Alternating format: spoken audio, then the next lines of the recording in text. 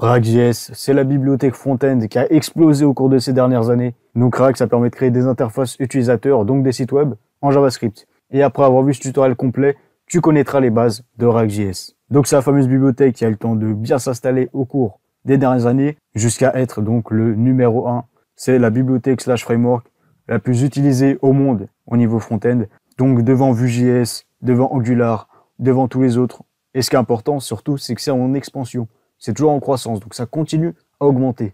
Et donc bien sûr, il y a énormément de demandes au niveau professionnel pour les développeurs React.js. Bien sûr, il y a également plus de concurrence. Mais donc voilà, il va juste falloir après se nicher, partir sur une spécialisation pour les sites e-commerce, pour les sites dans les secteurs de la finance, des réseaux sociaux, j'en sais rien. Il va falloir se nicher par la suite. Mais en tout cas, au niveau de la technologie en elle-même, React.js, il y a énormément de demandes. Et puis pareil, pour les projets perso également, ça fera toujours le taf, ce sera toujours très efficace. Donc là, on va voir rapidement à quoi ça ressemble. Là, on est juste sur un site en ligne qui nous permet de simuler donc un environnement pour React.js. Donc voilà, c'est pas de la magie, c'est pas quelque chose d'étrange ou quoi. On a juste du HTML. On va simplement importer donc un script, donc JSX, voilà, c'est une nouvelle syntaxe qu'on va voir. C'est comme un mélange de HTML et JavaScript. On va voir, c'est pas très compliqué.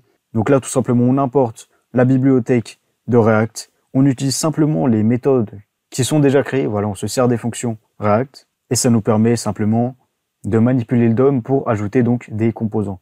Donc avec React, tout est fait en composants. Donc c'est des parties qui vont venir, comme son nom l'indique, composer la page. On va avoir par exemple un composant pour la tête de page, un composant pour toute une liste, etc., etc. Comme ça, on peut évidemment faire le code une seule fois pour le composant et puis le réutiliser ensuite sur toute l'application. Donc il y a énormément d'opportunités grâce à ces méthodes-là. Et donc voilà, au final, là, on a un exemple de composant. Et à l'intérieur, c'est juste, voilà, comme j'ai dit, du JSX. Ça ressemble beaucoup au HTML. Donc, on va le voir, c'est pas de la sorcellerie ou quoi. C'est vraiment du HTML et du JavaScript. C'est tout. Donc, on va voir tout ça ensemble aujourd'hui. Et évidemment, on a également toujours du CSS. Ça ne change pas. C'est toujours les mêmes fondamentaux derrière. Donc, comme je dis, il n'y a rien de magique. On peut même venir ici sur un compileur donc d'HTML. Et en fait, on peut prendre ça donc directement sur du code HTML. Là, voilà, on a la structure qu'on connaît bien, la balise head, la balise body. On a donc le div principal dans lequel on va pouvoir charger donc tous nos composants. On importe le script, voilà, on importe la bibliothèque React. Donc derrière, pareil, c'est juste un fichier JavaScript qu'on récupère. Tout simplement, c'est juste du code JavaScript. Ensuite, bien sûr, il va falloir le compiler, mais ça en général, ce sera géré par notre environnement, par le bundler, etc. On va le voir. On n'aura même pas vraiment à s'en soucier. Et donc voilà, on va pouvoir créer donc des composants. Donc là, c'est pareil, il y a plusieurs manières donc d'écrire les composants. On va utiliser bien sûr les méthodes les plus récentes, les plus actuelles. Donc pour ça, il n'y a pas de souci, c'est vraiment un tutoriel à jour pour 2024. Donc voilà, on importe le composant. Là, si on lance, on a notre composant qui s'affiche. Là, j'ai juste à venir modifier la valeur de la variable. Et si on relance, ça modifie le composant, ça modifie tout l'affichage. Donc on va voir tout ça ensemble dans ce tutoriel complet. Donc là, on a vu comment mettre du React.js dans l'HTML, mais bien sûr, en tant que développeur, on va avoir un environnement dédié, beaucoup plus simple, beaucoup plus pratique pour écrire tout ça.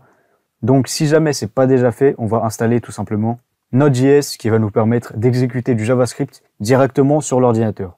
Donc là, si c'est pas déjà fait, je ne comprends pas, il y a quelque chose qui va pas là. Node.js, il faut l'avoir installé depuis le temps quand même. À partir du moment où on fait du JavaScript, il faut avoir Node.js installé sur l'ordinateur. Sinon, c'est pas sérieux les gars. Donc tout simplement, on va aller l'installer, ça va prendre absolument 1 minute 30, même pas. Donc voilà, on va simplement mettre Node.js, nodejs.org, tu cherches Node.js sur internet, ce sera le premier lien. Donc là, on arrive, c'est juste la page d'accueil.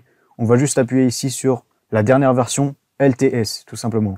Donc celle de gauche. Voilà, ensuite, on sauvegarde ça dans le fichier download, moi je l'ouvre directement. Tout simplement, donc on a le fichier d'installation, on l'ouvre, et là voilà, on appuie juste sur suivant. On va accepter les termes, je vais pas changer l'emplacement. On va devoir tout laisser par défaut normalement, c'est bien configuré à la base. Donc il n'y a pas de souci, on installe, on va autoriser ici. Et puis dans même pas 30 secondes, on aura Node.js d'installer sur l'ordinateur, on pourra directement exécuter du JavaScript. Alors, après 30 secondes, c'est installé, donc on va appuyer sur Finish, terminé. Et maintenant c'est bon, je vais juste ouvrir maintenant l'invité de commande. Donc moi c'est juste PowerShell, voilà, je suis sur Windows. Et pour voir donc si jamais c'est bien installé, on va juste exécuter donc node-v. Donc ça, c'est censé nous renvoyer la version de Node.js, si jamais le programme est installé.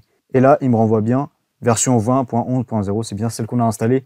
Donc bref, tout simplement, Node.js est bien installé. Si ça fonctionne pas, il faudra peut-être juste que tu redémarres ton ordinateur pour appliquer les changements et normalement après ça devrait être bon.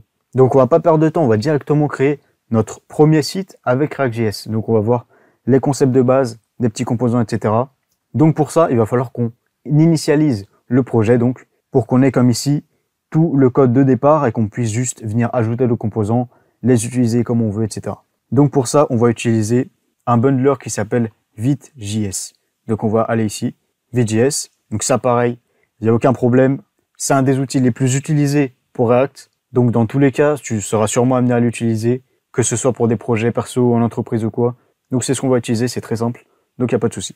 Donc au cas où le bundler, c'est simplement ce qui va servir à prendre donc tout le JavaScript, les scripts qu'on a, etc. et qui va venir tout regrouper dans simplement du HTML, du JavaScript, du CSS. Donc si jamais on vient sur notre petit exemple où on avait tout sur du HTML, et bien après il fallait qu'on utilise donc Babel, qui est un autre bundler, qui va permettre de transformer ça avec le JSX ici. On va voir encore une fois tout à l'heure ce que c'est, plus en détail, et qui va le rendre lisible pour le navigateur.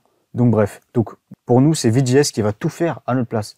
Il va prendre notre JSX, nos trucs, nos composants, etc. et il va tout transformer en du HTML JavaScript. Donc pour créer notre projet, on va simplement venir ici utiliser une petite commande. Donc je vais revenir encore une fois sur mon invité de commande ici. Je vais me déplacer simplement. Je vais aller sur le dossier qui convient. Ici, je vais créer un nouveau dossier. Je vais appeler ça test React pour l'exemple. Donc voilà, c'est un dossier dans lequel je vais venir ajouter là notre projet de test pour ce tutoriel. Donc je vais aller dans le dossier et là on va utiliser la commande donc npm create vite @latest. Donc là dans la commande on a juste npm. Donc ça a été installé en même temps que Node.js. C'est ce qui nous permet donc de gérer nos dépendances, donc d'installer des bibliothèques, d'en retirer, etc. Et donc là ça nous permet donc de créer notre projet avec Vite.js. La @latest c'est simplement pour utiliser la dernière version donc de Vite. Donc maintenant on va pouvoir exécuter tout simplement. Il nous demande donc de choisir le nom du projet. Moi je vais appeler ça donc tutoriel React. Ensuite on va sélectionner un framework. Donc voilà, Vite.js en fait ça permet de créer des projets mais pas seulement avec React. On peut tout faire avec quasiment, enfin il y a beaucoup de choix. Vue.js, Svelte, etc. Mais nous on utilise React donc on va cliquer sur React. Et ensuite on va choisir le langage. Pour l'instant on est simplement sur du JavaScript. Donc on va cliquer là-dessus. Et bien sûr on pourra faire du TypeScript éventuellement. Et là c'est pareil, j'ai utilisé NPM mais ceux qui ont PNPM, Yarn, etc. ça fonctionne aussi très bien. Mais là pour ce tutoriel je suis resté avec les choses qui étaient installées par défaut. Pour que ce soit le plus simple possible pour ce tutoriel. Donc maintenant, je vais juste venir ici, ouvrir le projet, donc le dossier qui vient d'être créé, tutoriel React, qui contient donc notre code de départ. Je vais l'ouvrir ici sur VS Code directement. Et là, on arrive donc sur le projet. On voit effectivement qu'il y a des dossiers qui sont déjà créés.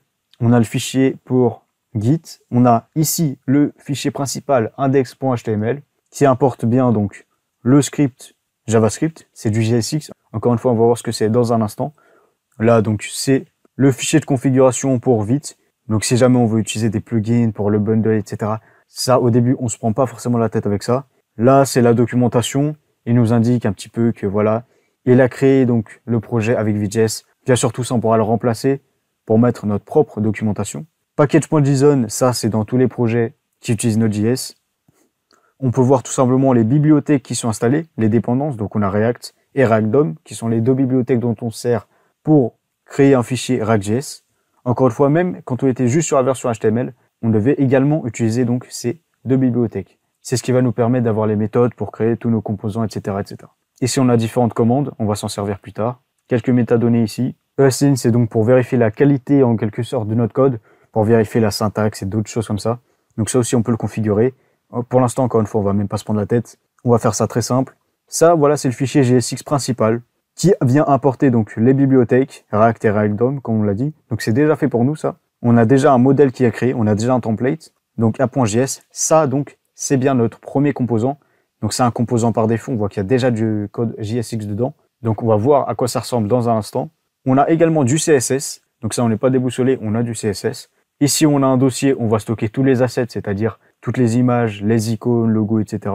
Pareil pour public, on va pouvoir mettre des images. Donc là, comme on peut le voir, au final, il n'y a que quelques fichiers et on n'est pas voilà bombardé de plein de dossiers différents. Donc là, on va exécuter la première commande juste pour voir à quoi ressemble le projet de départ. Qu'ensuite, on va bien sûr pouvoir modifier à notre sauce. Donc là, je vais simplement ouvrir le terminal sur VS Code.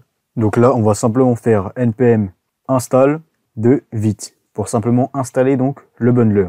Et avec ça, on va pouvoir lancer notre site pour voir s'il fonctionne bel et bien. Donc là, pareil, ça a pris 20 secondes. Maintenant que c'est installé, on va simplement exécuter la commande npm run dev pour servir le site donc en local. Et là, tout simplement, le site est lancé sur un serveur local. C'est-à-dire que depuis cette URL-là, donc localhost 5073, etc., le numéro du port, on s'en fiche un petit peu. Simplement, sur notre navigateur, on va pouvoir accéder au site. Avant de voir à quoi ça ressemble, souviens-toi bien qu'en t'abonnant à cette chaîne, tu recevras chaque semaine un tutoriel complet sur le développement web, donc comme celui-ci, et on va directement voir à quoi ressemble notre site. Donc pour ça, on va simplement ouvrir le navigateur sur cette URL et on découvre qu'il y a déjà une page qui est créée donc directement avec React. Donc là, on a des logos, du texte et on a même un compteur. Si on clique, on voit qu'en temps réel, la valeur est modifiée sur la page. Et c'est toute la magie de React. Comme son nom l'indique, c'est réactif. C'est-à-dire que c'est fait pour que ce qu'on voit sur la page puisse rapidement être modifié en fonction de ce que fait l'utilisateur. Que les changements puissent rapidement être visibles. Donc là, on n'est plus en 1999, on a vu juste des pages statiques qu'on pouvait consulter. Là, on est à l'ère du Web 2, voire presque Web 3. Donc, c'est-à-dire que voilà, il y a beaucoup d'interactions avec l'utilisateur. Tous les boutons, tous les clics, tous les affichages, etc., etc. Tous ces changements-là, il faut les mettre à jour rapidement sur la page. Et grâce à des frameworks comme React.js, on peut le faire. Donc, c'est parti, on passe au vif du sujet. On va apprendre les bases de React.js pour pouvoir créer des sites avec. C'est parti. Alors, on va pouvoir créer donc notre premier composant. Donc pour ça, on va venir dans le dossier src et on va venir créer un nouveau fichier. Donc on va l'appeler par exemple text. Donc on met comme ça, .jsx cette fois-ci. Et en général, on commence par une majuscule, voilà, vu que c'est un composant. Donc là, ce qu'on va faire, c'est qu'on va devoir créer une fonction. Donc c'est la nouvelle syntaxe pour faire du React moderne, on va écrire une fonction. Donc là, tu as le choix, tu l'écris soit avec le mot-clé function comme ceci, soit avec une fonction fléchée, peu importe. Donc le nom de la fonction, ce sera le nom du composant. On va appeler ça text, toujours avec la majuscule. Et donc, c'est une fonction qui, pour l'instant, ne prend pas de paramètres. Et donc, dans le bloc d'instruction ici, on va juste mettre return. Voilà, la valeur qu'on va renvoyer, c'est le code JSX du composant. Et donc, ce qu'on va renvoyer, c'est, par exemple, un titre. Et là, on va pouvoir mettre du texte. On va mettre, par exemple, je code avec React, peu importe. Et donc, voilà, dans notre composant texte, on a un H1, donc du HTML, avec du texte. Et là, on va juste devoir exporter donc ce composant. Et là, on a tout simplement notre premier composant JSX. Donc, on va maintenant simplement revenir sur le fichier JSX principal, qui est celui qui est importé depuis l'HTML. Et là, à la place d'importer le composant app, qui était le composant par défaut, qui existait déjà pour l'exemple, on va maintenant importer le composant texte. Donc là, il est bien importé au début donc de notre fichier. Là, on va le commenter pour pas qu'il nous dérange. Le composant app, vu qu'on ne l'utilise plus. Et donc là, à la place, on utilise le composant texte. Donc maintenant, on va voir donc à quoi ça ressemble.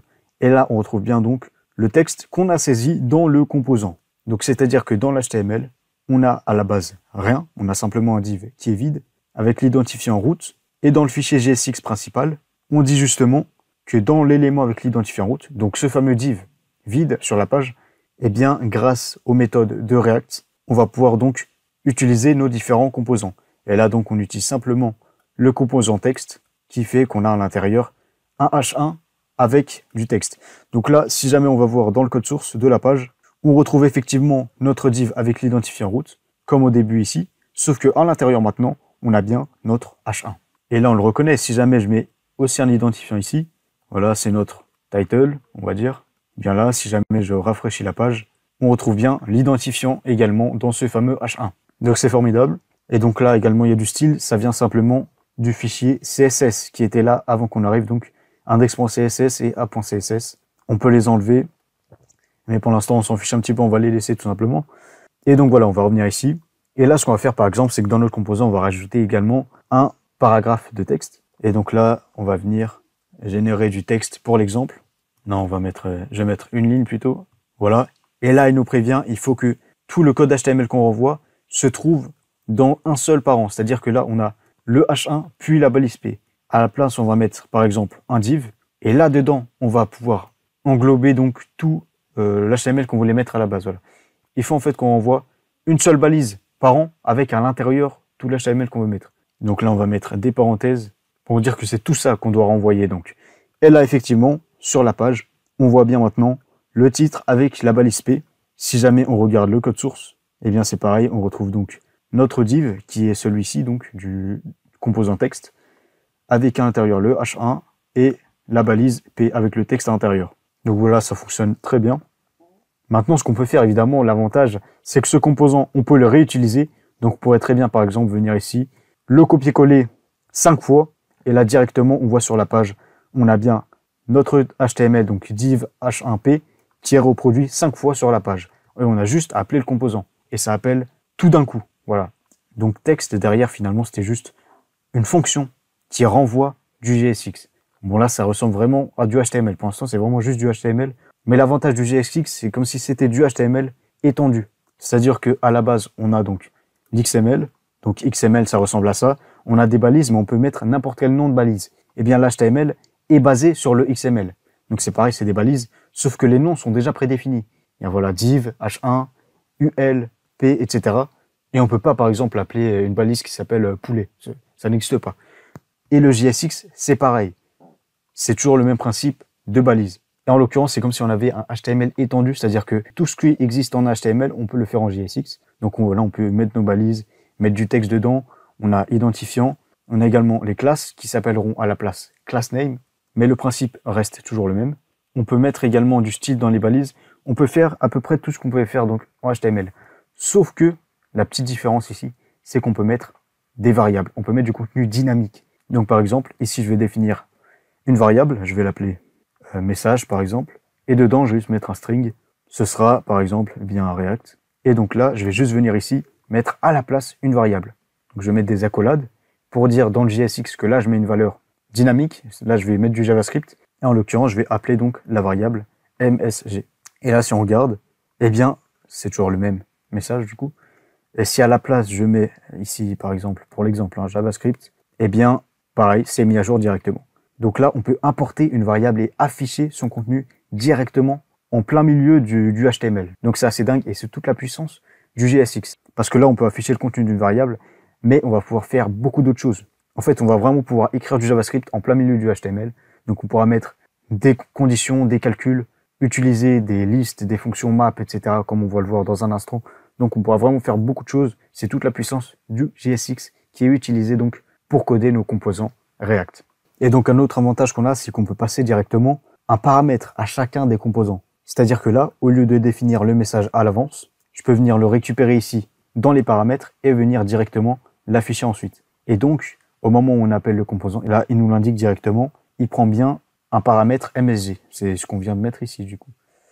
Donc, on va simplement ici mettre MSG égale des accolades, et là, on met la valeur. Donc, par exemple, je vais pouvoir mettre donc, le string que je voulais afficher. On peut en mettre un différent à chaque fois, pour l'exemple. Là, on va mettre JS, on va mettre TypeScript, là, on va mettre HTML, etc., etc. Donc, on utilise nos 4 composants texte qui contiennent toujours le titre, le paragraphe, etc. Sauf que on lui fournit une valeur, MSG. Cette valeur, on va la récupérer dans les paramètres de la fonction, donc du composant, et il va falloir le déstructurer parce qu'il reçoit un objet des paramètres. Bon, là, on a ESLint qui vient un peu nous déranger, c'est pas très grave. On va venir ici désactiver la règle, donc c'est React Prop Types. Là, vu qu'on n'utilise pas TypeScript, on est un petit peu limité. On va juste désactiver ça pour le tutoriel, comme ceci, et voilà. Et maintenant, l'erreur a disparu, enfin bref. Et donc, maintenant, si on sauvegarde, eh bien, on a donc, cette fois-ci, toujours notre composant texte, qu'on appelle 4 fois, en passant la valeur MSG, qui contient un string. Et donc, dans le composant, on dit qu'on est censé renvoyer, donc ce composant contient un div avec un h1 et un p. Et dans le h1, on récupère la valeur de MSG, qui est le fameux string, justement. Voilà, là, j'aurais pu mettre plusieurs mots. Ça fonctionne aussi. On a simplement notre composant qui est appelé et on peut lui fournir une valeur au moment où on l'appelle. Et cette valeur est bien récupérée et donc elle est incluse dans le JSX. Donc elle sera affichée à la fin dans le HTML. Si on inspecte ici le code source, on voit tout simplement, on a toujours nos divs avec notre h1, etc.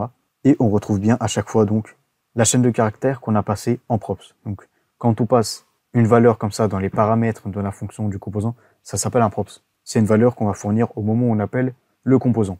Et cette valeur pourra être réutilisée ensuite dans le composant, justement, en plein milieu du HTML. En tout cas, ce qui est important de comprendre, c'est qu'on peut faire passer une valeur au composant grâce aux props. Donc maintenant, ce qu'on va faire, c'est qu'on va, au lieu d'importer directement dans main.jsx, on va venir tout mettre dans app.jsx. Donc là, il va falloir qu'on enlève tout ce qu'il y avait au départ. On va mettre ça ici à la place. Il faut qu'on le réimporte, donc texte. Voilà, là, il me suggère celui-ci. On va enlever ce qu'il y avait avant, donc. On va juste laisser l'importation du CSS, pourquoi pas, et l'importation surtout de notre composant. Là, si je fais CTRL-clic, ça nous renvoie bien vers notre composant.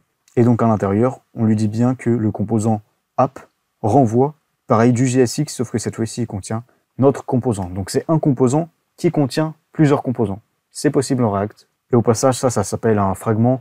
C'est tout simplement pour pas avoir à mettre un div. Sinon, on aurait simplement pu mettre un div pour tout regrouper. Vu qu'encore une fois, le composant, il faut qu'il renvoie une seule balise par an, qui ensuite peut contenir plusieurs autres balises. Mais il faut que tout soit englobé à l'intérieur d'une seule balise. Donc ça peut être un div, ça peut être aussi autre chose. Mais là, on avait utilisé un div pour texte, par exemple. On avait tout mis à la fin dans une balise div. Et donc là, ça c'est pareil. Ça permet de tout regrouper sans forcément avoir un div à la fin. Donc là, pourquoi pas, on va garder ça. Et donc à l'intérieur, on a toujours nos 4 composants texte auxquels on passe une chaîne de caractères qui est réutilisée ensuite pour le H1 en l'occurrence. Bon là, sur la page, on se retrouve avec 3 H1. Ça n'a pas trop de sens au niveau de la sémantique, mais c'est pour l'exemple. Et donc maintenant, dans le fichier principal, ce qu'on va appeler à la place, c'est finalement, comme on avait au début, notre composant app. On va remettre la balise, on referme ici, et voilà. Et donc là, c'est le même principe. Bon là, il a centré vu que ça doit être dans le CSS du composant app, donc peu importe. En tout cas, on retrouve bien donc sur le HTML, donc ça part toujours du HTML. On importe notre fichier main.jsx. Le fichier main.jsx dit que à l'intérieur du div root, on va importer notre composant app. Et dans notre composant app, on importe nos 4 composants texte. Donc au final, si on regarde dans le code source, eh bien ça n'a pas changé. On a toujours le div root avec à chaque fois le premier composant texte, le second composant texte, etc., etc. Donc là, ce qu'on va faire, c'est qu'on va avoir, pour cet exemple-là, une liste. On va partir d'une liste de chaînes de caractères, par exemple. Et pour chacun des strings dans la liste, on va venir appeler un composant texte auquel on va lui passer la valeur. Donc, par exemple, je vais venir créer ici. Là, voilà, j'en ai marre avec ces exemples qui n'ont aucun sens. On va prendre un exemple beaucoup plus concret. Voilà. Donc, on va mettre une première chaîne de caractères, une seconde, une troisième, et on va faire ça, on va mettre quelques-unes. Bon, j'ai rajouté un légume à la fin quand même. Donc, à partir de ça, ce qu'on va faire, c'est que là, on se retrouve donc dans le JSX, qui est comme de l'HTML avec, en plus, du contenu dynamique qu'on peut utiliser. Voilà, donc quand on met des accolades, maintenant là, je peux écrire du JavaScript. Si par exemple, je mets 1 plus 1, là, il va falloir que je commente ça vu que c'est pas utilisé. Et là aussi, 1 plus 1, il nous met directement 2. Il a directement fait le calcul. Voilà, donc à l'intérieur des accolades, c'est du JavaScript. Il a fait le calcul, il a trouvé 2, et donc, il a simplement remplacé ça par 2, tout simplement. Et vu que c'est un nombre, ça peut être affiché quand même dans du HTML. Donc pareil, si je mets directement une chaîne de caractères, eh bien, ce sera également affiché. Donc là, on peut vraiment mettre du JavaScript à l'intérieur. Donc ce qu'on va faire, c'est qu'on va utiliser une pratique qui est très courante en React, c'est qu'on va lister des éléments. Donc pour ça, on a la méthode map. Donc pour l'utiliser, on doit partir d'une liste. Ça tombe bien, on en a une. On va utiliser ici la méthode map. Et donc ce qu'elle fait, cette fonction, c'est qu'elle va prendre chacun des éléments. Donc là, notre élément à chaque fois, c'est une chaîne de caractères. Donc on va juste appeler ça string. Et ensuite, on va venir renvoyer une valeur. Donc là, imaginons, on va renvoyer par exemple string à chaque fois. Et là, on a tout simplement un résultat. Donc là, ce qui s'est passé, c'est que toujours, voilà, dans la fonction principale, on appelle le composant app. Dans le composant app, on déclare une liste. Donc on a différentes valeurs, voilà, des chaînes de caractères en l'occurrence. Ensuite, ce composant, il va venir renvoyer le JSX. Dans le JSX, on a une balise fantôme en quelque sorte. Donc à la fin, au final, il n'y aura pas de balise. Pour ça, on aura directement le contenu qui est à l'intérieur. Et le contenu, eh bien, c'est directement le texte. Donc là, si on regarde dans le code source en l'occurrence, il ne devrait pas y avoir grand-chose. Là, on a body, le composant, enfin le div root, et ensuite on a directement le texte. Donc tout simplement, avec les accolades, on dit qu'on va écrire du JavaScript. Et donc là, on va parcourir la liste et pour chaque élément, on va venir renvoyer l'élément. Donc là, premier élément poulet, on renvoie poulet. Ensuite, on renvoie dinde, etc. Et du coup, ça va juste renvoyer à chaque fois le texte et ça l'a mis bout à bout comme ça. Si par exemple, je mets la chaîne de caractères plus un espace, ça va les séparer avec un espace. Donc là, ok, on va pouvoir renvoyer quelque chose pour chacun des éléments. Pour chaque, ici, donc c'est une valeur qu'on appelle string. C'est comme la boucle for off. Dans la boucle for off, il y a for const, le nom d'une variable, off, le nom de la liste, et ensuite on met les différentes instructions. Là, c'est un petit peu pareil. La const et le nom de la variable, c'est l'élément qu'on a entre parenthèses, ici, c'est string. Donc bref, en gros, string, ça va prendre la valeur de poulet, dinde, canard, etc. Donc ce qu'on va faire, c'est qu'au lieu de simplement renvoyer cette valeur, on va renvoyer le composant texte. Le composant texte qu'on va réimporter, c'est pas grave. Et le composant texte, il prend un paramètre. Encore une fois, il prend un props. C'est MSG, comme on l'a mis tout à l'heure. Et en l'occurrence, donc, on va venir lui passer eh bien, le string à chaque fois. Et là, il nous dit qu'on doit lui passer en plus de ça un deuxième props qui s'appelle key. Donc ce sera un identifiant unique qui permettra de différencier à chaque fois le composant. Donc bref, là, on va juste utiliser eh bien, le string justement. Et donc, là, par magie, il nous remet à chaque fois notre composant, sauf que cette fois-ci, ce qu'on lui passe en props, eh bien, c'est à chaque fois une chaîne de caractères de notre liste. Donc on a notre liste avec nos 5 chaînes de caractères. Et pour chacune de ces chaînes de caractères, on va afficher un composant texte. En props, on lui passe donc le string justement. Et donc on va se retrouver avec, comme d'hab, le div avec le H1 et le P. Sauf que le H1, cette fois-ci MSG, la valeur provient donc de notre liste. Et donc comme ça, on peut itérer à travers la liste. Et pour chaque élément, renvoyer un composant, lui passer une valeur en props, etc. On peut faire plein de choses avec ça. Là, c'est juste le principe de base. Donc éventuellement, on pourrait même revenir ici, dans texte. On pourrait par exemple remplacer tout ça par simplement un élément LI. Et ici, donc remettre notre variable MSG. Et donc on pourrait venir ici, à la place de laisser une balise vide, on va mettre UL par exemple. Ici on referme UL. Et donc on se retrouverait du coup avec une liste qui contient chacun donc des éléments de notre array à la base de notre liste. Voilà. Donc c'est toute la magie de React. On peut se servir de cette méthode map qui va être extrêmement utile pour ce genre d'opération sur React. Donc là on a vu le concept des composants qu'on peut donc importer dans d'autres composants et à la fin tout importer dans le fichier principal qui là s'appelle main.jsx. C'est le fichier donc de script qu'on importe depuis le HTML. Voilà, à la fin, encore une fois, ça devient simplement du HTML. À la fin, c'est vraiment juste du HTML et du JavaScript. On a juste ici le div racine et dans ce div là, on va venir mettre nos différents composants. C'est tout. Là, on parcourt notre liste et pour chaque élément dans la liste, on va mettre un composant texte qu'on a créé nous-mêmes et on va lui passer à chaque fois justement la chaîne de caractères qui est réutilisée dans ce fameux composant. Donc bref, il n'y a rien de bien compliqué. Si on va voir le code source maintenant, ce sera juste une liste UL avec les différents LI à l'intérieur. Donc là, on regarde, on va ouvrir ça, le div racine. On a bien notre balise UL qui provient ici du composant app. Par exemple, si je mets un identifiant ici, on va mettre app pour le reconnaître, voir si c'est bien ça. Et là, pareil pour texte, je vais mettre ici une classe. Donc c'est class name pour le JSX et on va appeler ça LI. Comme ça, on pourra le reconnaître. Donc encore une fois, là, c'est juste pour l'exemple qu'on fait ça. Donc là, on voit bien UL avec l'identifiant app. Et là, on a bien la classe LI. Et à chaque fois, on peut retrouver donc notre texte. La chaîne de caractères qui provenait donc de la liste. Donc voilà, il n'y a rien de magique. C'est pas de la sorcellerie ou quoi. C'est vraiment juste du HTML et du JavaScript. Rien de plus, rien de moins. Mais ça va nous permettre de faire pas mal de choses intéressantes. Là, on a vu les bases au niveau des listes. On va y revenir un peu plus tard. Mais là, on va attaquer une notion essentielle sur React. C'est les states. Donc pour ça, on va venir créer un nouveau composant. Donc ce qu'on va faire maintenant, c'est qu'on va créer un dossier pour tous les mettre. On va appeler ça component. À l'intérieur, on va mettre texte. Là, il nous propose de mettre à jour les importations au début pour que ça adapte le chemin. Comme ça, à la place d'avoir juste /text, on a bien components, etc. Pour qu'il puisse quand même trouver donc le fichier. Donc on va mettre également app.jsx. Ok, et donc on va venir rajouter ici un composant. Quoi, il y en a un qui l'a pas mis à jour là. Il n'arrive pas à trouver app.css. Ok, donc là, il va falloir qu'on sorte, puis qu'on aille dans le fichier CSS. Ok. Donc, comme j'ai dit, on va dire créer un nouveau composant. On va l'appeler count.jsx. Donc là, on va parler des states. Et les states, c'est des variables qui vont pouvoir permettre de rafraîchir le composant, donc de mettre à jour son affichage dès que la valeur est modifiée.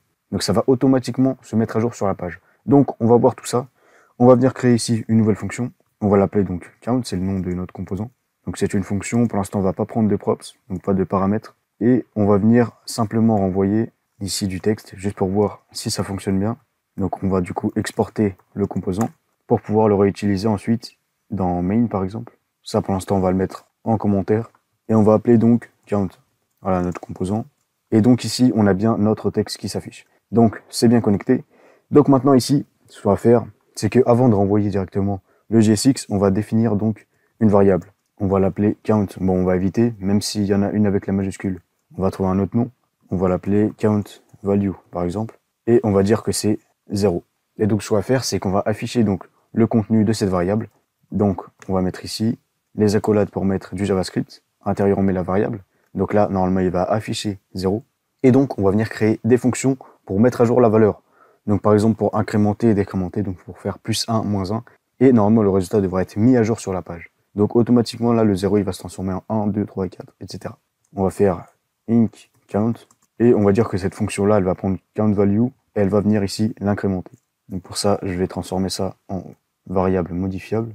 Et voilà, on peut faire donc la même chose pour -1. On va appeler ça deck count. Et maintenant, il nous suffit donc de créer des boutons. Donc là, encore une fois, on va tout envelopper dans un div. À l'intérieur, on va remettre donc le compteur et on va mettre les boutons qui vont avec. Et donc ces boutons, dès qu'on va cliquer dessus, il faudra appeler une des deux fonctions. Donc le premier, on va mettre un plus. Dans le second, on va mettre un moins. Et à chaque fois, on va avoir l'attribut onClick. C'est comme ça qu'on va ajouter les écouteurs d'événements. On va pas utiliser le addEventListener, etc. On va directement utiliser l'attribut onClick. Donc simplement, il va prendre une majuscule sur le C. Et donc à l'intérieur, on va pouvoir écrire notre JavaScript. Donc en l'occurrence, on va créer une fonction anonyme qui va venir appeler inc count. Voilà, et pareil en dessous, sauf que ce sera pour décrémenter cette fois-ci. Maintenant, on va pouvoir cliquer donc sur nos boutons, et là, il se passe absolument rien. Donc ça, c'est étrange. Normalement, c'est bel et bien censé augmenter ici la valeur et là, la réduire. Donc ce qu'on va faire, c'est qu'on va venir afficher à chaque fois la nouvelle valeur pour essayer de voir donc d'où vient le problème. On va regarder ici dans la console. Je vais venir mettre ça en dessous. Et donc là, si on vient cliquer, eh bien, la valeur augmente et diminue. Donc c'est étrange. Pourquoi est-ce que le résultat ne s'affiche pas donc sur l'écran? Parce que là, quand on affiche count value dans la console, on a bien la nouvelle valeur. Par contre, quand on l'affiche sur l'écran, eh bien, rien n'est mis à jour. Eh bien, tout simplement parce que sur React, si jamais on affiche le contenu d'une variable, le composant ne sera pas automatiquement rafraîchi. Donc là, ça va rester sur 0, ça va rester statique. Pour que ce soit mis à jour quand la valeur change, il va falloir utiliser un state. Et grâce au state, le composant va être rechargé et il va afficher donc la nouvelle valeur. Donc pour ça, au lieu d'initialiser une simple variable, on va initialiser un state. Donc maintenant, count value, c'est use state qui provient de la bibliothèque React. Et en paramètre de useState, on va venir mettre la valeur initiale, donc là c'est 0. Ça, on va venir le commenter pour l'instant. Même chose ici. Et là, si on regarde dans countValue, on voit qu'on a deux éléments, donc number et React.dispatch, setState, action, etc. On va voir ce que c'est. C'est tout simplement en fait la variable et la fonction qui va nous permettre de modifier sa valeur. Donc c'est-à-dire que ici, au lieu de prendre simplement la variable let, on va venir mettre le state. Et là-dedans, vu que c'est une liste, on va prendre le premier élément. Donc ça correspond à number. Ça, c'est la variable. Donc le state, c'est juste une variable. Sauf que la particularité, c'est que quand on va la modifier, le composant va se mettre à jour. Donc c'est une variable un petit peu particulière. Une variable réactive, si on veut. Réactive au sens où ça va se mettre à jour automatiquement. Là, c'est pareil. Maintenant, dans les fonctions inCount et deckCount, on va pas faire countValue++. On va venir récupérer donc le state, countValue, qu'on a récupéré donc de useState. Et on va prendre le second élément, qui est cette fois-ci React.dispatch. Et donc ça, c'est une fonction qui nous permet de définir la nouvelle valeur. Donc en l'occurrence, la nouvelle valeur, c'est le premier élément, le state, donc la variable, qu'on va incrémenter. Et ici, pareil, on va prendre donc la fonction. En paramètre, on va lui passer la nouvelle valeur, donc la valeur du state, qu'on va venir ici décrémenter à la place. Et maintenant, si on clique, l'affichage est bien mis à jour. Ici, on va changer la syntaxe pour être sûr qu'ils prennent bien en compte le changement. Donc maintenant, c'est bien, c'est mis à jour, mais là, ça ressemble un petit peu à rien. Donc ce qu'on va faire, c'est qu'on va utiliser une syntaxe beaucoup plus simple. Au lieu ici de récupérer toute la liste, on va venir simplement déstructurer pour récupérer d'abord la variable, qu'on va appeler juste count, cette fois-ci, c'est pas grave, et puis la fonction qui permet de le modifier, le React.dispatch. On va appeler ça setCount. Et donc maintenant, ici, au lieu de prendre le second élément du state, on va juste mettre setCount. Et ici, au lieu de prendre tout ça, on va juste pouvoir count, qui est le nom maintenant de notre state, de la variable. Et là, on va juste pouvoir afficher au cas où. Et donc maintenant, on a bien toujours notre state qui est affiché, donc toujours initialisé à 0. Si à la place ici, je mets 1, eh bien ça nous affiche -1, enfin -1 je veux dire. Et donc maintenant, on peut, pareil, augmenter et réduire. Dans la console, ça fonctionne très bien, et sur la page, ça fonctionne très bien également. Ce qu'on peut faire, c'est qu'on peut simplifier encore plus. Donc par exemple, on peut laisser seulement une seule fonction. On va l'appeler changeCount. En paramètre, on va lui passer la valeur à ajouter. Là, on va juste remplacer la valeur actuelle par count plus la nouvelle valeur. Là, donc, la nouvelle valeur qu'on va définir, c'est la valeur actuelle plus value. Et donc, value, ici, ce sera soit +1, soit -1. Bon, ça, c'est juste pour avoir une seule fonction. Comme ça, c'est plus concis. On n'en a pas une pour augmenter, une pour réduire. On n'en a qu'une seule à chaque fois, juste pour modifier. Et donc là, c'est pareil, ça fonctionne très bien. Donc pour résumer, on va utiliser la fonction useState de React. En paramètre, on lui passe la valeur par défaut. Donc nous, on a fait ça avec des nombres, mais ça fonctionne bien évidemment avec du texte, avec une liste. On peut même lui passer voilà, une liste avec différentes valeurs. On peut vraiment mettre n'importe quoi à l'intérieur. Et donc, cette fonction-là, elle nous renvoie une liste. Donc, dans cette liste, on va venir déstructurer pour récupérer directement la variable et la fonction qui permet de la modifier. Et donc, communément, on l'appelle set suivi du nom de la variable.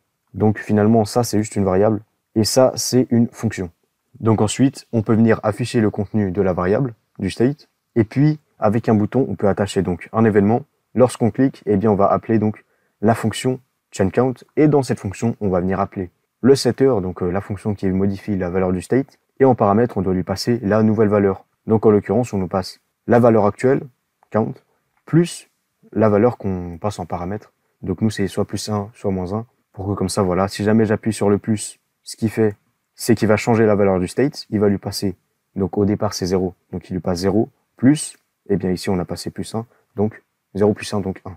Et puis là pareil, si à la place j'appuie sur le moins, au départ c'est 0, donc là on appelle change count, on lui passe moins 1, cette count ici, il va prendre 0, et il va faire plus moins 1, donc 0 moins 1, donc moins 1.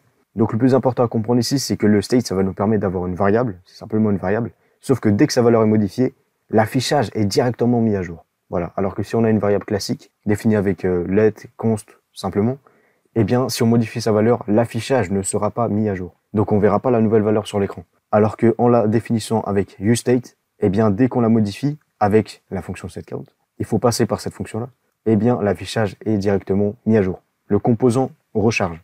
Donc ça, c'est le principe de base pour les states. Ok, donc là, pour ce dernier exercice, on va venir mettre en commun un petit peu ce qu'on a vu, et en plus de ça, on va rajouter quelques notions. Donc pareil, ça va pas être très compliqué. Là, on voit les bases de React. Donc, on va aller sur le site qui s'appelle JSON Placeholder. Donc ça va nous permettre d'avoir voilà, des données pour faire des tests. Donc là, on peut effectuer une requête à l'API et ça nous renvoie juste un JSON. Voilà. Donc c'est génial, on va utiliser ça pour avoir des données. Et ce qu'on va faire avec ces données-là, c'est qu'on va les afficher sous forme de liste. Et ça, si tu te souviens bien, on l'a déjà fait dans notre composant app qui était une liste. On avait bien une liste de chaînes de caractères ici pour l'exemple, et on venait parcourir la liste, et puis pour chaque élément, on affichait un composant. Et donc là, on va faire un petit peu la même chose, c'est-à-dire qu'on va appeler donc une certaine URL, il va nous renvoyer une liste d'objets cette fois-ci. Dans cet objet, il y a donc des nombres, une chaîne de caractères, un booléen, donc on va servir de tout ça pour avoir un affichage de liste avec des composants et différentes notions qu'on n'a pas encore vues jusqu'à présent. Donc pour ça, on va venir créer ici un composant qu'on va appeler list par exemple, donc list.jsx. On va venir exporter un nouveau composant, donc c'est list. Pour l'instant, on va pas prendre de props et on va juste venir renvoyer ici h1 list, juste pour voir si c'est bien connecté. On va venir maintenant dans le composant main et à la place, on va venir appeler notre composant list. On va enlever ici les importations dont on ne se sert plus et on a bien list. Ok, donc tout est bien branché. On va revenir ici. Là, pareil, on va tout englober. On va mettre ça dans un div. Et donc sur cette page, le but, ça va être d'effectuer une requête à l'API pour recevoir la liste d'objets et pouvoir afficher donc toutes les chaînes de caractères ici, pour afficher donc chacun des éléments. Donc pour ça, c'est très simple, on va venir créer ici une fonction, on va l'appeler fetch list. Voilà, on va aller récupérer la liste. Cette fonction, ça va être une fonction asynchrone. Ce qu'on va faire donc, c'est qu'on va dire, on va avoir une variable result par exemple, et dedans, on va attendre qu'il soit allé récupérer donc la liste à l'URL qui est celle-ci. Donc, on va prendre tout ça, voilà. Donc, il va effectuer une requête get. Donc, c'est comme si on ouvrait ici. Là, on reçoit toute la liste d'objets. Il va recevoir exactement la même chose. Dès qu'il l'a reçu, il va le mettre dans result. Donc, result, à la fin, ça va contenir notre liste d'objets. Là-dedans, on va récupérer donc data. Donc, c'est le nom qu'on va lui donner, par exemple. Et data, ça va être result. Donc, ça, c'est pas uniquement la liste d'objets. C'est en fait tout un objet beaucoup plus complexe qui contient notamment la liste d'objets. Et pour récupérer uniquement la liste, uniquement les données qui nous intéressent, on va prendre result.json. Et donc ça va venir extraire directement le résultat ici, la liste. Et ça, c'est ce qui nous intéresse. Et donc la méthode JSON, elle demande aussi à ce qu'on attende. Ok, là on va y aller progressivement. Pour l'instant, on va simplement afficher la liste. Donc on va afficher data, qui est encore une fois la liste d'objets. Donc c'est la même chose qu'on a ici en allant depuis le navigateur. Donc maintenant, on va pouvoir par exemple mettre un bouton on va dire fetch, et on va pareil rattacher un événement. Donc dès qu'on clique, on va appeler la fonction fetch list. On va retourner maintenant sur notre site, on va ouvrir la console, on va cliquer, et là, au bout de même pas une demi-seconde, il allait récupérer tous les résultats. Et il nous affiche bien la liste d'objets, donc il y a beaucoup de choses apparemment. Et là, on a bien donc tous les différents objets, avec à chaque fois la chaîne de caractères, les nombres, le booléen, donc ça pareil, ça sert d'exemple. Mais ça nous permet voilà, de tester. Donc maintenant, ce qu'on va faire, c'est qu'on va afficher donc cette liste sur la page. Mais encore une fois, si jamais on prend le résultat de data, au début, il n'y a rien. Donc, il va lister rien. Et une fois qu'on aura effectué la requête, il va remplir data avec donc la liste d'objets et il va pouvoir donc les afficher. Eh bien non, parce que comme on l'a dit, pour une variable classique, même si on la modifie, eh bien le résultat n'est pas mis à jour sur la page. Donc pour ça, on va devoir mettre la liste dans un state et pas simplement dans une simple variable. Donc on va venir, comme on l'a fait tout à l'heure, récupérer. Là, on va directement utiliser la syntaxe plus concise. Donc ça, c'est censé être un truc de to-do list, voilà. Donc on peut appeler ça comme ça, on va mettre to-do avec un S, par exemple. Et ensuite, la fonction qui va venir le modifier. Et donc ça, on le prend de la fonction useState de la bibliothèque React. Et par défaut, c'est rien. On va juste prendre une liste vide. Et ensuite, ce sera une liste d'objets. Donc maintenant, ce qu'on peut faire, enfin, avant ça, je vais venir importer le CSS, app.css. Comme ça, on est à peu près centré. Ouais, allez, je préfère comme ça. Ok. Donc voilà, comme j'ai dit tout à l'heure, au lieu de juste laisser ça dans une variable classique, on va venir le mettre dans le state. Donc on va utiliser la fonction pour modifier le state. En paramètre, on lui passe la nouvelle valeur à mettre à data, enfin à to-do, je veux dire, la nouvelle valeur à mettre à notre state. Donc au début, il vaut juste une liste vide. Et maintenant, il va valoir la liste d'objets qu'il allait récupérer. Et donc ça, il va le mettre une fois qu'il aura attendu donc le résultat, etc. Donc il effectue la requête, il récupère le résultat, il en extrait la liste d'objets qui nous intéresse, il le met dans data, et ensuite, il modifie le state pour remplacer la liste vide par la liste d'objets qui nous intéresse. Et éventuellement, on va venir afficher la nouvelle valeur, par exemple, dans la console. Donc ça, c'est pas très important, juste pour voir voilà, si jamais ça fonctionne bien, etc. Donc, c'est ce qu'on va faire maintenant, d'ailleurs.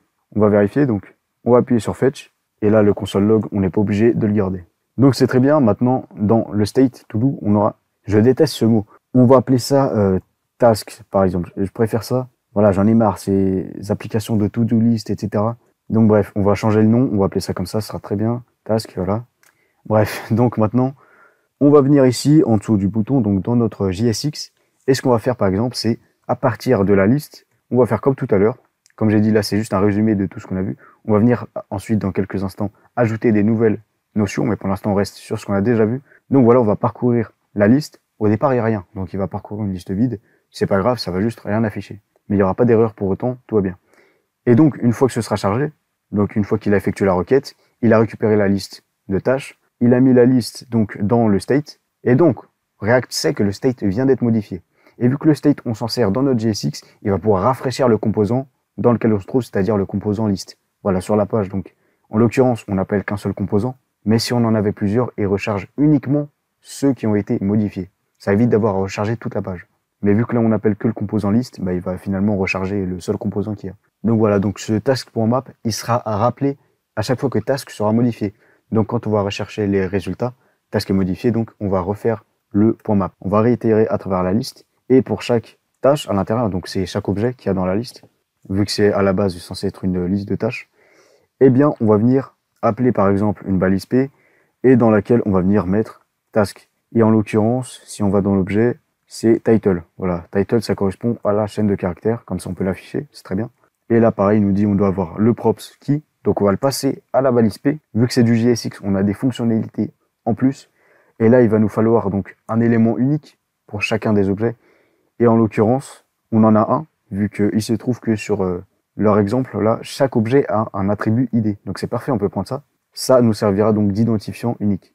Donc task.id. Donc au début, ce sera 1, 2, 3, etc. Ça, c'est pas affiché sur la page, c'est juste pour que React puisse bien différencier les différents éléments.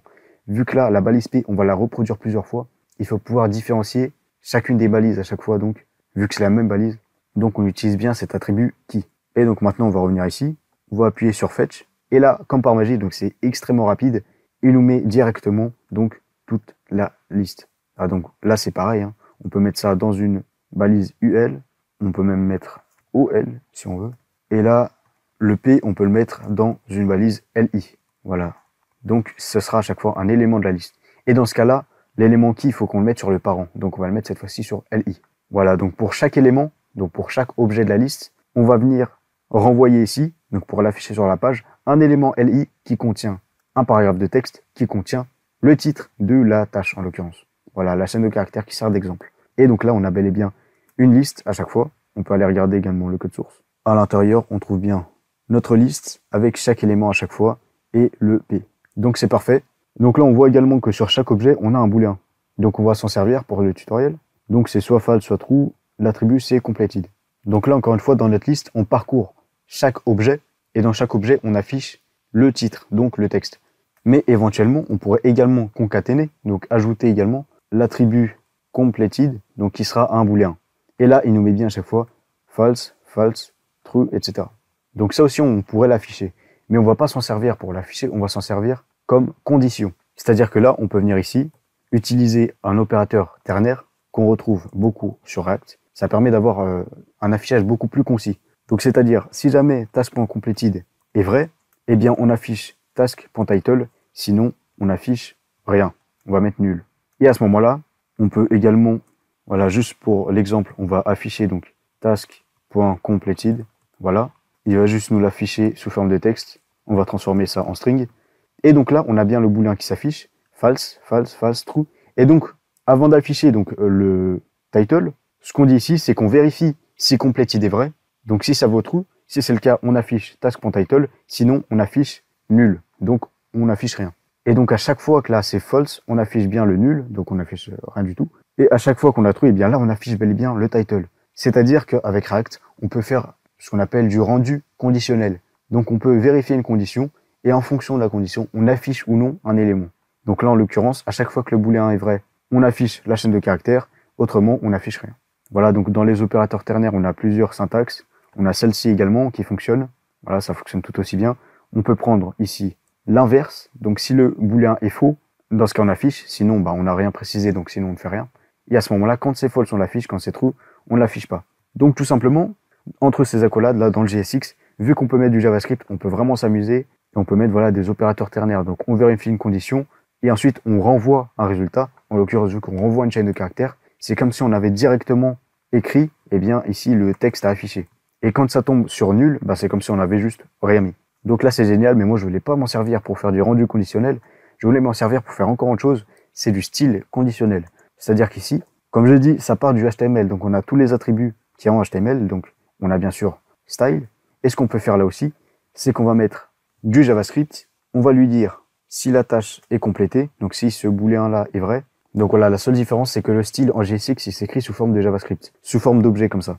Mais le principe est le même. On va avoir ici l'attribut, puis la valeur. Donc, imaginons color red. Et là, on va toujours afficher le title. Et à ce moment-là, on peut vraiment s'amuser avec ça. Donc là, ce qu'on dit, c'est que on affiche le paragraphe qui contient le titre, sauf que ce paragraphe, on va lui attribuer du style. Et donc, ce style-là, il vérifie cette variable. Donc, pareil, là, on a l'opérateur ternaire. Si jamais c'est vrai, alors on lui donne l'objet color red. Donc, c'est comme si on avait mis l'attribut CSS color2.red. Et autrement, on lui met nul. Donc, c'est comme si on n'avait rien mis dans le style. Et à ce moment-là, toutes les tâches qui sont complétées, eh bien, sont en rouge. C'est plus logique si on met ça en vert. Donc voilà, ça fonctionne très bien. Et donc là, on peut mettre une valeur pour dire si jamais c'est faux. En l'occurrence, on peut mettre du coup color, cette fois-ci red. Voilà, si jamais la tâche n'est pas terminée. Et donc, on peut avoir quelque chose d'encore plus concis si jamais on vérifie la condition directement dans l'objet. Dans ce cas, ça fonctionne très bien également. Voilà, on a toujours donc notre liste de tâches, on itère et pour chaque élément, on vient afficher un élément dans la liste qui contient un paragraphe, qui contient le texte, sauf que le style qu'on va donner à ce paragraphe contient l'attribut color. Et la valeur de color, c'est, en fonction de task.completed, si c'est vrai, ce sera du vert, et si c'est faux, ce sera du rouge. Donc dans le premier cas, c'est comme si on avait mis dans le CSS color2.lime, donc lime c'est du vert en CSS, parce que le green il est vraiment trop moche, donc je mets lime. Et ensuite, si c'est faux, bah là il prend l'autre cas, et dans ce cas, il va mettre red, donc il va mettre du rouge. Donc ça fonctionne, nous on a fait ça avec color, ça fonctionne avec la taille, ça fonctionne avec plein de choses. On peut prendre par exemple font size, vu que ça s'écrit en JavaScript, c'est une syntaxe un petit peu différente. On sépare pas avec un tiret, on met simplement ça en camel case. C'est-à-dire qu'on va mettre une majuscule à chaque fois. Bref, c'est comme si on avait background color, ça s'écrit comme ça. Bref. Donc par exemple avec font size, on vérifie toujours task.completed. Si c'est vrai, on va mettre par exemple 1 pixel. Si c'est faux, on va mettre par exemple 10 pixels. Et à ce moment-là, voilà, ça fonctionne également. Donc nous, on va remettre l'exemple avec les couleurs qui est un petit peu plus parlant. Donc en fonction d'une condition, on peut afficher ou non certains éléments. Et pareil, on peut attribuer ou non certains styles. Mais donc là, la ligne commence à être un petit peu longue. Ça ressemble un petit peu à rien. Donc ce qu'on peut faire, c'est tout mettre en parenthèse. Et ensuite, pareil, on peut afficher comme ça. Ça sera un petit peu mieux. Mais on peut faire encore mieux que ça. On peut tout mettre dans un composant, bien évidemment. C'est le but de React. Donc on va tout prendre. On va venir créer ici un nouveau composant. Donc dans notre dossier components. On va l'appeler par exemple task item.jsx. Donc là c'est pareil, on écrit ça en Pascal case. Donc c'est-à-dire que chaque mot va commencer par une majuscule. C'est pas obligatoire de le faire comme ça, mais pour React, c'est comme ça qu'on appelle communément les composants. On met des majuscules à chaque fois, etc. Sur le nom du fichier et sur le nom du composant. Donc là, on va venir déclarer la nouvelle fonction qui sera le composant. Donc ça, on a déjà vu, on commence à connaître. Task item, c'est donc une fonction. Cette fonction, elle va venir envoyer du JSX. Et donc le JSX, c'est ce qu'on avait jusqu'à présent, c'est-à-dire list item plus P. Donc nos deux balises héritées du HTML, finalement. Voilà. Sauf que la task, il ne connaît plus. Donc comment est-ce qu'on peut lui donner l'objet en question, voilà, dans la liste d'objets. Comment est-ce que à chaque fois qu'on va tomber sur un objet, on va appeler donc le composant et lui dire justement quel est task, quel est l'objet en question. Eh bien, grâce aux props. Donc, pour ça, notre fonction, notre composant task item, elle va venir récupérer un props. On va l'appeler par exemple task, tout simplement. C'est la tâche voilà, qu'on doit afficher dans le composant. Et donc, on va venir ici lui passer au moment où on appelle le composant. Task égale, eh bien en l'occurrence, égale task, tout simplement. Donc là, pareil, c'est lui cette fois-ci qui demande la clé. Donc on peut la récupérer ici. Voilà. Encore une fois, c'est juste pour différencier les composants entre eux. Donc là, apparemment, il n'est pas encore importé. Tout simplement, il faut que je l'exporte d'abord ici. Ensuite, on peut l'importer là. Magnifique. Et donc, tout simplement, on a notre state avec la variable qui va contenir la liste d'objets, la liste des tâches, donc, et la fonction qui permet de modifier sa valeur. On effectue la requête, on récupère donc la liste d'objets. Donc, on extrait directement la liste d'objets ici. On la met dans le state. Donc, vu que le state est modifié, là, on a toujours le bouton. Là, on a toujours la liste. Au début, il n'y avait rien. Sauf que cette fois-ci, vu que le state a été modifié, on va recharger le composant. Donc le JSX qui se trouve ici, il va être rechargé. Donc on va réappeler task.map. Donc on va retraverser la liste, sauf que cette fois-ci, la liste n'est plus vide. Cette fois-ci, il y a des éléments. Il y a donc tout ça, tous les objets. Donc pour chacun des objets, justement, qu'on va mettre dans task, on va appeler le composant task item. On va lui passer l'identifiant, donc le petit numéro ici, pour servir d'identifiant unique. Donc c'est encore une fois, c'est juste pour React. Et on va lui passer également un props. Cette fois-ci, c'est nous qui l'avons créé. Et ce props-là, il s'appelle task. On lui passe task. C'est pas très grave, même si c'est le même nom. Et donc, en l'occurrence, ce composant, il va venir renvoyer du JSX, une balise list item qui contient une balise P. Dedans, on va récupérer le titre à partir de l'objet task. Donc à chaque fois, ce sera la chaîne de caractères. Et en plus de ça, cette balise P, elle prend du style. Le style, c'est, voilà, encore une fois, on l'écrit sous forme d'objet JavaScript. Donc ça revient à mettre l'attribut CSS color. Là, il nous indique, color CSS property, il l'a bien reconnu. Et la valeur de color, c'est tout simplement un ternaire. En l'occurrence, il vérifie task.completed, qui récupère encore une fois du props, donc de l'objet qui correspond à la tâche, qui est donc encore une fois un booléen. Si jamais la valeur est vraie, il renvoie le premier résultat. Si la valeur est fausse, il renvoie le second. En l'occurrence, soit il met du vert, soit il met du rouge. Donc si la tâche est complétée, elle sera affichée en vert, autrement elle sera affichée en rouge.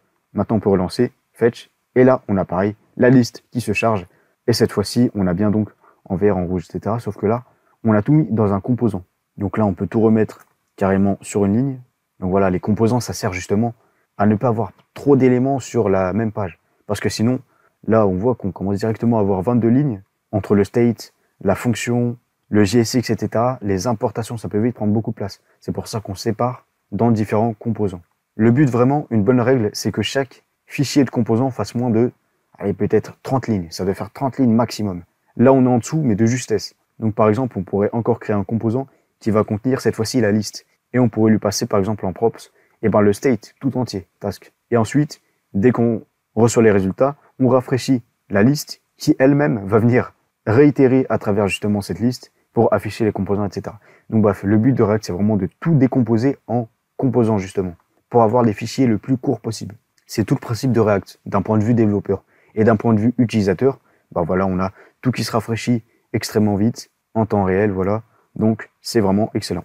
Donc maintenant, c'est presque parfait, simplement, on est obligé d'appuyer sur le bouton pour effectuer la requête. Et nous, on veut l'automatiser, dans notre exemple, on veut faire en sorte que dès qu'on charge la page, eh bien, automatiquement, ça vienne récupérer les résultats et les afficher. Donc, ce qu'on pourrait faire, c'est directement appeler la fonction fetchList ici. Voilà, techniquement, ça fonctionne, mais c'est pas forcément optimal. Ce qu'on va faire, c'est qu'on va mettre ça dans un second hooks. Donc, les hooks, c'est des fonctions React, comme le useState qu'on a utilisé. Là, on va voir encore une autre, on va voir le useEffect. Donc, pareil, c'est une fonction qui provient de la bibliothèque React. Donc là, il l'importe. Et cette fonction, elle prend en paramètre un callback, c'est-à-dire une autre fonction. En l'occurrence, c'est une fonction anonyme. Et là, tout ce qu'on va mettre dans ce bloc d'instructions, ce sera exécuté dès que le composant sera chargé. En l'occurrence, notre composant, c'est list. Donc, dès que list est monté, donc c'est-à-dire qu'il a pu afficher le div avec le bouton, la liste vide, etc., eh bien, il va exécuter donc ce qui se trouve dans le useEffect. Donc, par exemple, si jamais je mets console.log, monter, eh bien, on va ouvrir ici la console. Et là, si jamais je charge la page, il nous affiche bien monter. Par contre, là, on voit qu'il a un petit peu pété un câble et il est en train de nous afficher à l'infini, tout simplement parce que le useEffect, il prend un second paramètre qui est une liste de dépendances. C'est simplement des variables qu'on va mettre dedans. Et ces variables, dès que la valeur est modifiée, il va rappeler le useEffect. Donc, en l'occurrence, on va pas s'en servir. On va laisser une liste vide. Et là, ça évite qu'il l'appelle à l'infini. Sinon, il va juste réeffectuer la requête une centaine de fois. Donc, ça ne nous intéresse pas du tout. Et donc, ce qu'on va mettre dans ce useEffect, c'est simplement qu'on va appeler la fonction fetchList, justement.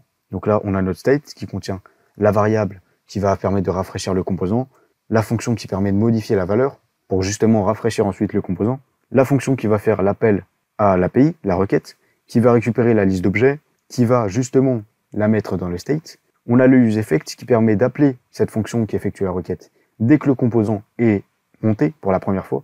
Et donc dans ce composant, on renvoie du JSX, donc c'est un div avec un bouton. Dès qu'on clique dessus, ça va rappeler la fonction fetchList, pourquoi pas. C'est-à-dire que là, ça va charger une première fois, elle va effectuer la requête dès que le composant est chargé. Et ensuite, dès qu'on rappuie sur le bouton, il va réeffectuer la requête. En l'occurrence, on s'en fiche un petit peu vu qu'on l'a déjà chargé au début, mais éventuellement, on peut faire ça. Hein. Donc au tout début, il va appeler fetchList, et puis ensuite, dès qu'on rappuie, il va rappeler, encore une fois, qu'il va réeffectuer la requête, etc. Pourquoi pas. Donc comme ça, il est effectué une première fois au tout début, dès qu'on charge la page, donc dès que le composant est monté, et puis ensuite dès qu'on rappuie ici sur ce bouton. Pourquoi pas. Et ensuite, donc on a juste une liste, et dans cette liste, à partir de la liste d'objets qui au début est vide, donc on n'affiche rien, mais une fois qu'elle est remplie, cette liste, eh bien on va parcourir les éléments, donc les objets qui se trouvent dans la liste, et pour chaque objet, on va appeler le composant taskItem. On lui passe un identifiant unique, et en props, on lui passe justement cet objet qui correspond à la tâche. Et dans ce composant taskItem, on a une balise LI avec une balise P, on affiche la chaîne de caractères qui se trouve dans l'objet, et ensuite, on va mettre du style en fonction de si la tâche est complétée ou non.